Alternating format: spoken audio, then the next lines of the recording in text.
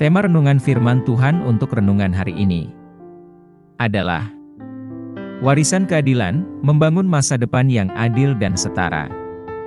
Ayat Alkitab yang kita baca sesuai bacaan Sabda Bina Umat GPIB hari ini adalah dari Yosua 17 ayat 1 sampai ayat 3 yang berbunyi, berikut bagian bagi suku Manasye melalui undi, sebab Manasye adalah anak sulung Yusuf. Kepada Mahir, anak sulung Manasye dan ayah Gilead, diberikan Gilead dan Basan, karena ia seorang tentara. Keturunan Manasye yang lainnya juga mendapat bagian menurut kaum mereka. Bani Abiezer, Bani Helek, Bani Asriel, Bani Sekhem, Bani Hefer dan Bani Semida. Itulah keturunan yang laki-laki dari Manasye bin Yusuf, menurut kaum mereka. Tetapi, Zelafehad bin Hefer bin Gilead bin Mahir bin Manasye tidak mempunyai anak laki-laki, tetapi hanya anak perempuan. Inilah nama anak-anaknya itu, Mahla, Noah, Hogla, Milka dan Tirza. Demikian pembacaan Alkitab. Haleluya. Saudara-saudari buah hati Allah, hari ini, kita akan merenungkan satu bagian dari Alkitab, yaitu dari Yosua 17, ayat 1 sampai ayat 3, yang merinci pembagian tanah kepada suku Manasye, salah satu suku Bani Israel. Memahami konteks bab ini, memberikan wawasan tentang narasi yang lebih luas tentang pemukiman orang Israel di Tanah Perjanjian, dan keadaan unik yang dihadapi oleh berbagai suku. Dalam Yosua 17, fokusnya adalah pada pembagian tanah di antara keturunan Manasye, putra sulung Yusuf.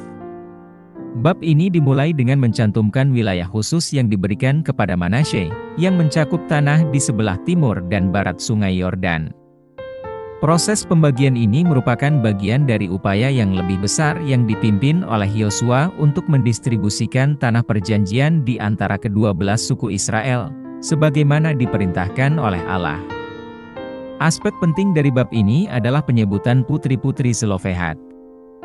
Zelofehad, keturunan Manasye, tidak memiliki anak laki-laki, hanya anak perempuan. Menurut adat istiadat pada saat itu, warisan biasanya diwariskan kepada keturunan laki-laki. Akan tetapi, putri-putri Zelofehad, Mahla, Nuh, Hogla, Milka, dan Tirza, mendekati Yosua dan para pemimpin untuk mengklaim warisan ayah mereka. Mereka akhirnya juga mendapatkan warisan tanah, yang menjadi preseden penting dalam hukum warisan Alkitab, yang menekankan adanya keadilan, dan dimasukkannya hak-hak perempuan dalam hukum warisan. Yosua 17 adalah bab penting yang menggambarkan distribusi tanah yang terperinci dan adil di antara suku-suku Israel, sikap progresif terhadap hak-hak warisan perempuan, dan tantangan yang dihadapi oleh suku-suku tersebut dalam membangun wilayah baru mereka. Konteks ini menyoroti kompleksitas dan keadilan dalam proses alokasi, serta keterampilan kepemimpinan Yosua, dan pemecahan masalah ala Yosua. Apa pesan Tuhan untuk kita saat ini, dan apa yang harus kita terapkan dalam kehidupan kita sehari-hari? Kepemimpinan Yosua menyoroti pentingnya keadilan dalam pengambilan keputusan.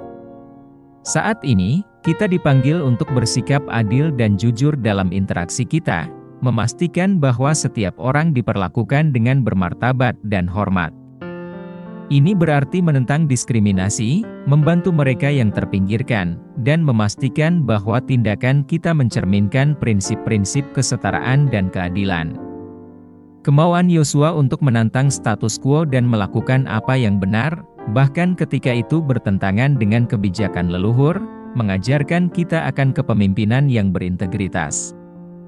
Dalam pergumulan iman kita sehari-hari, kita harus memimpin dengan memberi contoh, membuat keputusan yang tidak hanya bermanfaat bagi kita, tetapi juga adil dan benar bagi orang lain. Tidak hanya adil bagi sekelompok orang, tetapi adil bagi semua orang. Dengan menghormati hak waris putri-putri Zelofehad, Yosua meletakkan dasar pengambilan keputusan bagi generasi mendatang. Demikian pula, kita ditugaskan untuk membangun warisan yang mempromosikan keadilan dan kesetaraan. Ini melibatkan membesarkan anak-anak kita dengan nilai-nilai ini, memengaruhi komunitas kita secara positif, dan memastikan bahwa tindakan kita berkontribusi pada masyarakat yang lebih adil dan lebih adil. Contohnya, Di rumah, kita mempraktekkan keadilan dan kejujuran bagi seluruh keluarga. Ajarkan anak-anak, pentingnya memperlakukan orang lain dengan hormat dan membela apa yang benar.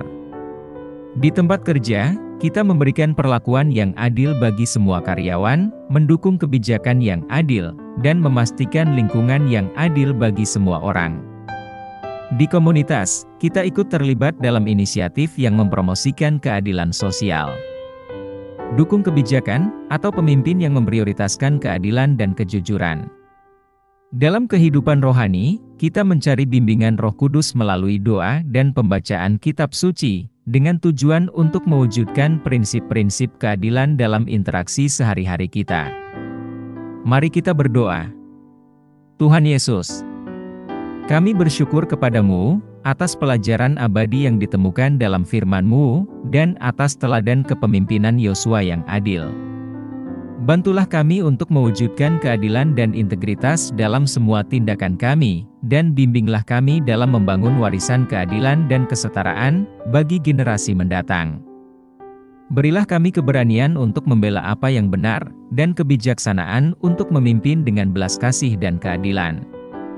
Kami pohonkan doa ini dalam nama Yesus Kristus, Tuhan dan Juru Selamat kami. Kiranya Tuhan menguatkan kita, dan kasih karunia Tuhan Yesus menyertai kita. Amin.